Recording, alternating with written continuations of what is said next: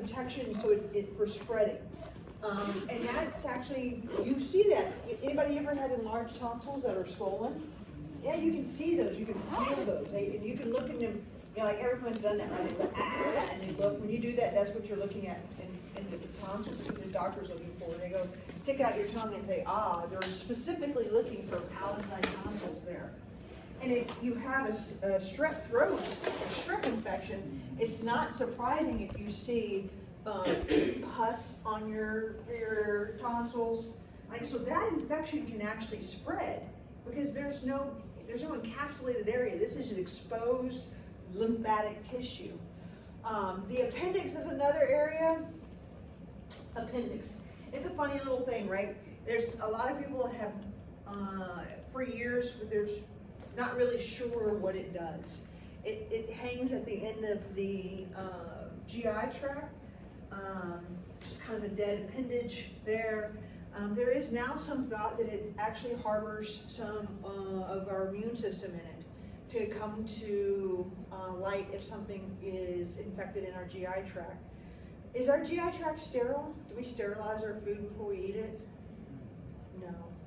What is our very first protector of ourselves from food that we eat? What's in our stomach that protects us? That acid. That hydrochloric acid. Now, what's our pH of our body? What did I say our normal pH is of our body? 7.35 to 7.45. This is the pH of our body. 7.35 to 7.45. Hydrochloric acid in our stomach is 1 to 2 pH. That's pretty good, right? That's going to kill some things. That's our first protective. But we have other. We have all kinds of defenders, macrophages, all through our GI tract. It doesn't help us though, right? There's people who get significant GI viruses, especially when you're on places like, I don't know, cruise ships. It's a great place to pick up a GI bug. It sometimes shuts down the whole cruise ship. Norovirus is a very popular one on cruise ships. Why do you think it spreads so readily? Close proximity. And people don't wash their hands after they go to the bathroom. Ew. That's the #1 reason why it spreads. Ew. Gross. So the appendix can get inflamed. We used to immediately go rush and try to cut it out before it burst, because after it bursts, then you can get peritonitis. All that inflammation can get out into your belly, and you can be really, really sick from that. Now we will oftentimes give antibiotics to try to lessen the inflammation before we're going to remove it. So we've learned. A lot of people are going, I don't trust science, because you always change your mind about things. Why? Why do we change our mind about things? New discoveries. We learn. It's not that we're like, oh, we're just tricking you. It's because we've learned. That's how we progress. That's how we know what we're doing more. That's why people again are living longer again. So, Peyer's patches. These guys live in our smaller intestines. Again, what we eat isn't sterile. If you eat some sushi, which I love sushi, but if you get a bad batch, that can put a hurting on you, right?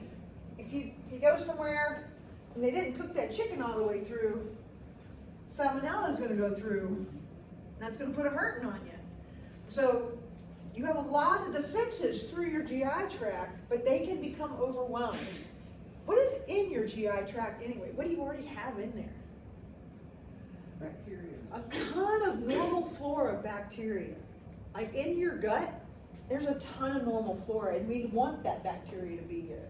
Actually, there's a whole industry right now parlaying to that gut bacteria. Pre and probiotics, it's a multi-billion-dollar industry right now. They put it in everything: drinks, food, probiotics. I mean, they are selling it hard, aren't they? I mean, how many drinks and stuff are out there like prebiotics, probiotics? It's good for your gut. If it's good for your gut, it's good for your brain. It's good for your heart. And there's some truth to that. There is some truth to that. But all of these guys here are built in as part of our lymphatic area to protect us, as built-in protection from all the bad things that we can put in our body. And Peyer's patches and the appendix are in that GI tract. We're gonna talk more about all of that when we get to the GI tract. Bless you. Tonsils. This is not true, but for our purposes, we're going to say it is. There's actually 6. Actually, they're all paired. But for our purposes, for our test in here, the pharyngeal tonsil is single. I just go with what I'm dealt with. Can I ask why? Huh? Can I ask why? Why would they do that? So different books have different answers too. That's a little bit like what happens. So like when we go use our guide in there, the big white thing that we're going to use soon, it will say the pharyngeal. It actually is called adenoids with an S. Implies plural. Yeah. Otherwise it'd be adenoid, right? Yeah. So pharyngeal, it's on the back of the throat. That's your pharyngeal back there. Palatine is paired. That's the one when you go ah. That's the 2 that you see there on the side of your throat. And in lingual, you will never see your lingual. It's literally at the bottom of your tongue. You will never, if your lingual is so swollen that you can see it, you're in a bad way. No one ever sees lingual. Not alive. Maybe on autopsy, but you're never going to see that on a live person. Either that or you have 0 gag reflex. Is that you would, I mean, that's too much. So palatine, we call it, when people, especially kids, let me show you some.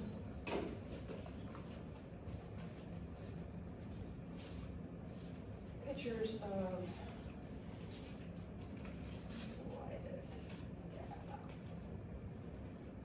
images. So those are palatine tonsils right there. You won't be able to say it's too bright. Let me show it to you. See better? Yes. So these are your palatine tonsils, and those are definitely swollen. You got definitely something going on back here. So these, and the uvula's pulled to the right.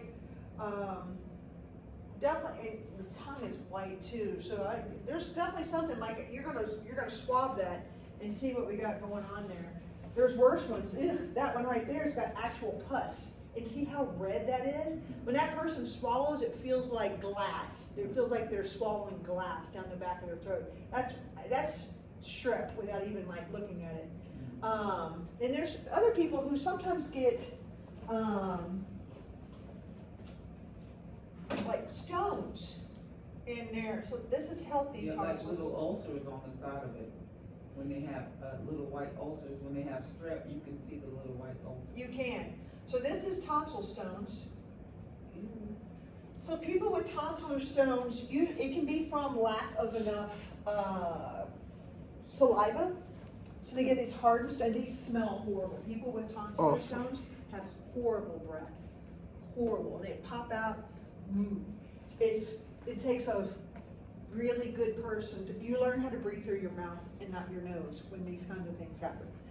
And you have to clean those out, and they're left with a cavity in there, and you have to clean those out. Oftentimes, eventually, you'll just have to take the tonsils out. It puts them at higher risk for infection. Smokers are often at risk for tonsillar stones. If that's not another reason to not smoke, I don't know what would be. Strep throat. Let's look at strep throat.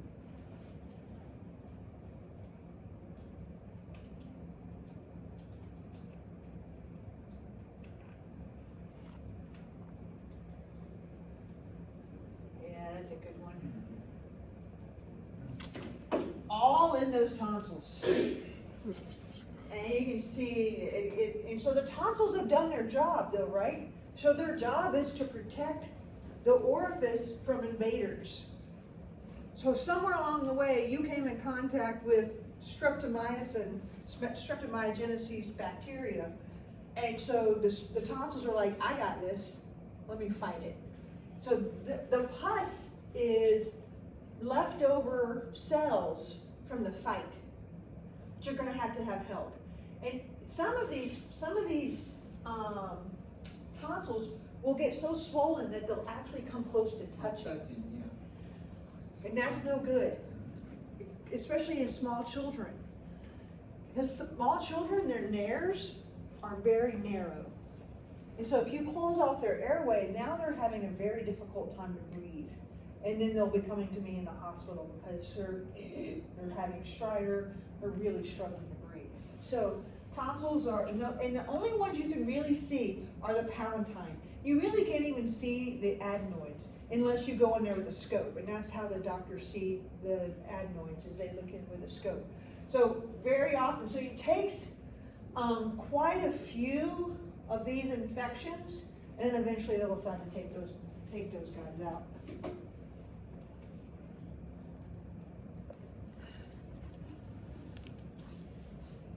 But they're there to protect your airway.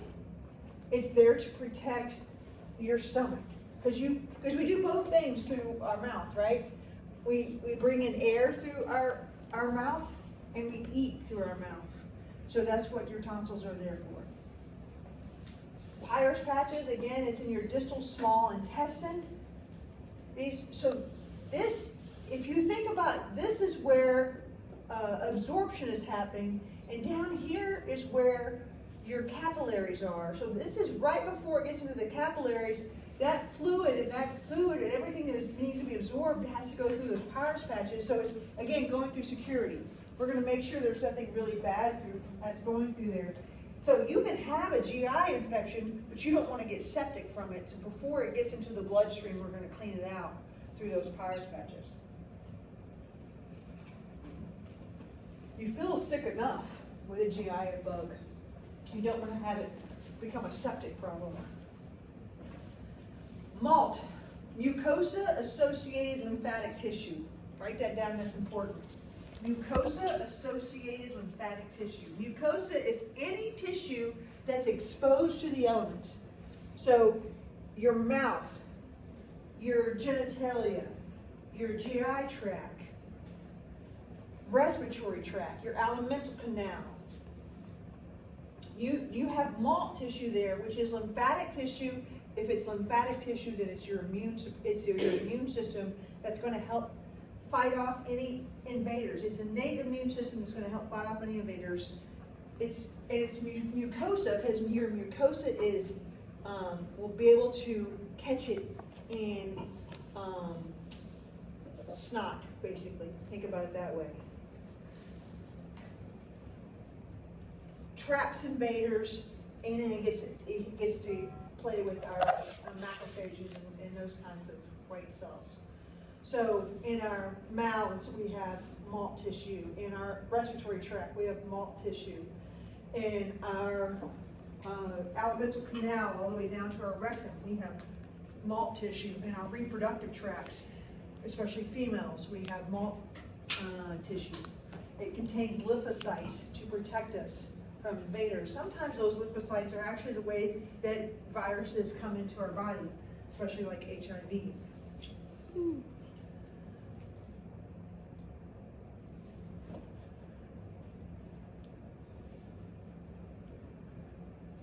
So we didn't talk about adaptive immunity, but we're going to. We're going to talk about that a lot in the immune system. I want y'all to read the immune system chapter before we start talking about it next week. Adaptive immunity. So there's two types of immunity. There's innate. What does innate mean to you guys? What does innate mean? Built in. You're kind of born with it, right? You're born with it. I love that you're still wearing your whistle. Are you gonna I feel like I'm gonna start doing like sprints in a minute. If you're like. I do it to annoy the kids. Oh. So. All right, perfect. So innate means you're born with it, right? You're born with it, and it's just there. It is going to react no matter what. It doesn't matter if it's seen it before or not. if you have an invader, it's just gonna react. That's that malt tissue kind of idea. That malt tissue, if it has an invader, it's gonna react. Adaptive immunity is where you actually make memory to it. You're gonna, with innate immunity, you're gonna feel it and you're gonna get sick with it every time, but your immune system's gonna respond to it. With adaptive immunity, you're gonna have the ability to shut down the infection and not even get sick from it. That's how adaptive immunity works. I use the force. I was just using like some force right there. So, so that is what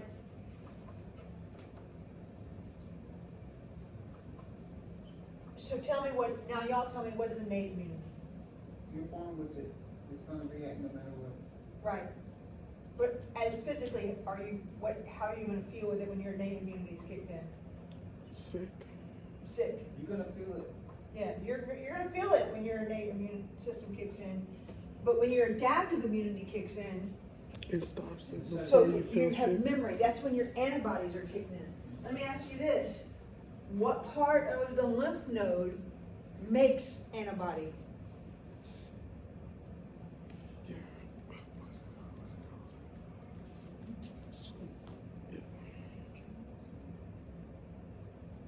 Germinal center. Germinal center, She said correct. it. Oh, you said it? Yeah, sorry. I didn't know, I'm deaf. I wasn't confident in my answer, so. Oh, I want you to be, I don't care about it, like, say it out loud. I want to really push this, like, idea of if you're wrong, that's okay, that's learning. And then if you're right, then you get to be super proud of yourself for being right, so just own your answer. Yeah, germinal center, that's where antibodies are made. That's where B cells turn into plasma cells and they make antibody. So, yeah, so antibody is your number one protector of your cell. Again, when we all gonna get flu shots here, like next week, flu shots are coming out. You get that flu shot, it induces your immune system. So, what do people who don't get flu shots, what's the number one reason why they say they don't get flu shots? Because it makes them sick. Because they got, Right, it's my favorite thing I hear. Anti-vaxxers. So let me explain to you guys what happens. Also the same thing with COVID, with people who got the COVID vaccines. So when your immune system starts to work, you feel it. When your immune system starts to ramp up, you feel it a little bit. You get a little achy. You might even have a little inflammatory response. Doubt very much that you have a fever, but for some people who have a really good immune system, maybe you do. But what is happening is these dead flu viruses, because they're attenuated flu viruses, your body sees that as an invader. And now it's triggering this significant response. So macrophages, neutrophils, mostly not macrophages have seen them. They started to take them into account and set off this chain reaction. And now B cells and T cells are coming to attack. And even though these guys are dead, they go, I still think I need to pay attention to these. And B cells turn into plasma cells. This all gets into our lymphatics. And B cells send out a ton of plasma cells, and these plasma cells they attach to the receptors on the end of these attenuated viruses, and they start making antibodies that match specifically in quadrivalent flu. They start making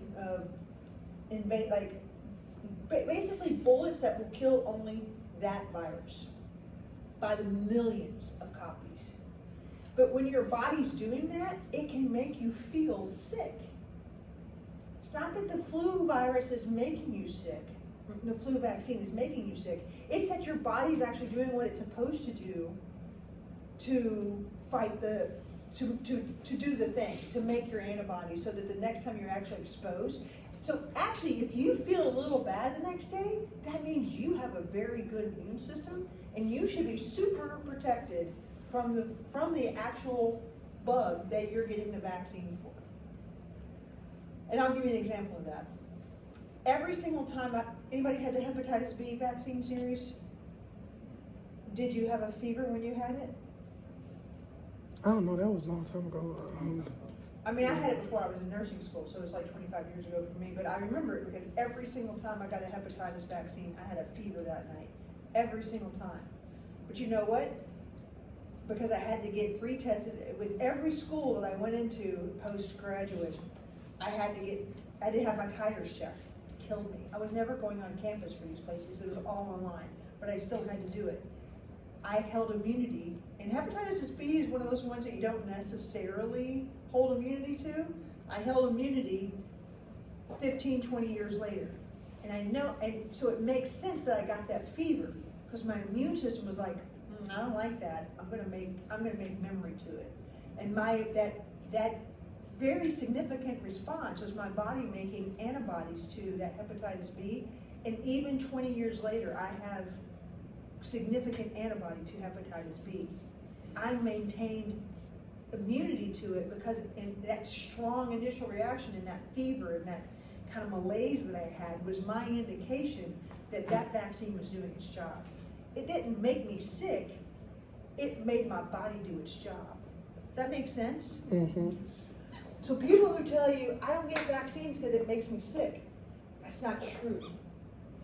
For people who get vaccines and nothing happens, and that happens a lot, in which population do you think that actually can occur in? You want race or? Elderly. The elderly will get vaccines and they're like, I didn't even feel it. I don't feel anything. And the reason why is because their immune system, as you age, gets weaker. So their ability to make antibody as they age gets less. And that is why they are prone to, that's why they're so, it is dangerous for them in cold and flu season. And actually, for elderly, they give them double doses of flu vaccines. They don't just get one flu vaccine, they double the amount that they give middle-aged people and younger people. They give them double the dose. Because they're trying to instigate more of a response, because elderly just don't have the same kind of immune response because they are weaker.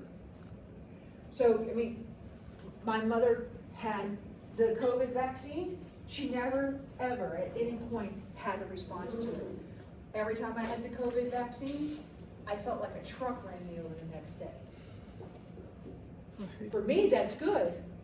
I wasn't worried about that. People were really freaked out, and I felt really bad after that COVID vaccine. It must be that they were tracking me. That's what it was. That is what it was, because they have got nothing else to do but to track little old me here in Gainesville, Florida.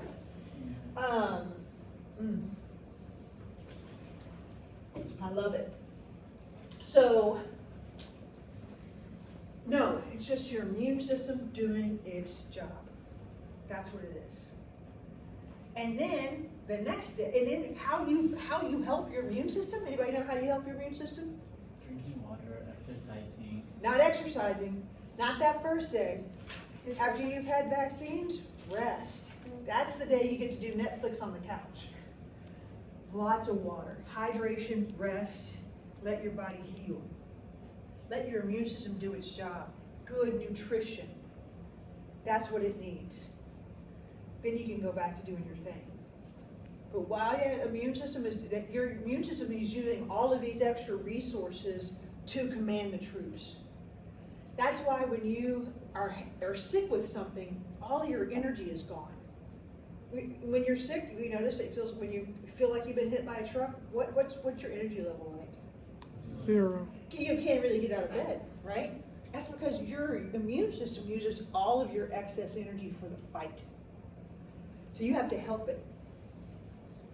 Does that make sense? Yeah. I'm going to tell you, I love the immune system. I mean, we should all love it. But the more I have worked with it and against it a little bit, doing what I do in transplant, the more respect I have for it on a daily basis. It's a beautiful thing. It's a beautiful thing. There's a couple of really good books. Here, I'm going to show you. I know you'll have all kinds of free time to read. I love reading. I think it's a great thing to do.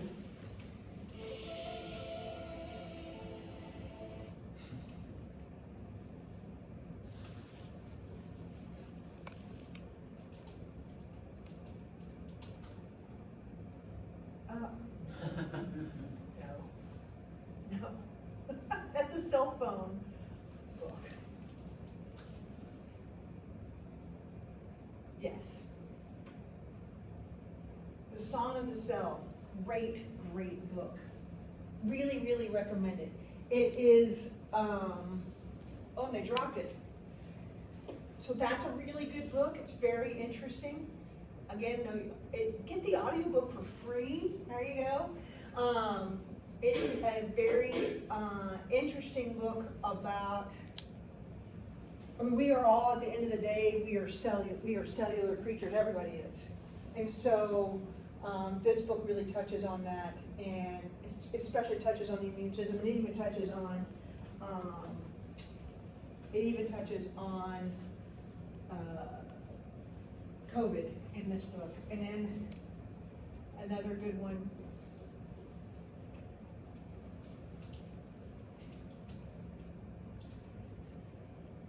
and the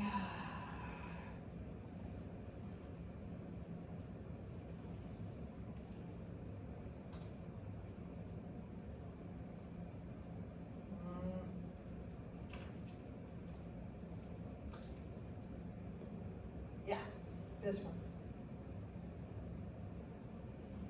Also a really good book.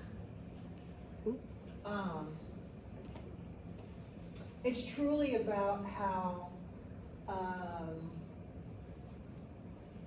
our immune system has dictated who lives and who dies through the course of history. That's it. Not who's smarter, not who's more, it is truly our immune system. That's even why, like, Homo sapiens are walking around the earth and not Neanderthals. That's it.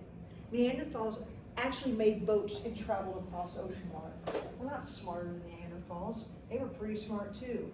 The only difference between us and Neanderthals is our immune systems were better. It's a genetic trait. That's it. So, and it makes sense. I'm not, just even like, you don't even have to believe me, but just think about it. Again, I'll go back to the idea of those guys who made it across the ocean, the conquistadors in the 1600s, and went down to South America and saw the Aztecs for the first time. The Aztecs had a pretty significantly organized, like, civilization. And here comes these guys on these horses with, you know, maybe some better weapons, but they were outnumbered significantly. If the Aztecs wanted to kill everybody who got off that boat, they could have done it. But the other thing happened. And the other thing happened because they brought diseases with them that the Aztecs had no defense against. So by the time the conquistadors went back over to Spain and brought over a real army, they didn't have really much to fight because those diseases had wiped out the Aztec nation. So there's something to that. I think it's interesting. That's why reading is important. Be a lifetime learner. Be a lifetime learner. All right, that's it. That's all we got for lymphatics. I won't start immune system for real until Tuesday. So let's take a break, and then we'll go downstairs and do some more lab stuff, and we'll really get caught up on lab. I think we've been rushing lab a little bit, but we'll get some real good lab stuff in today. Okay?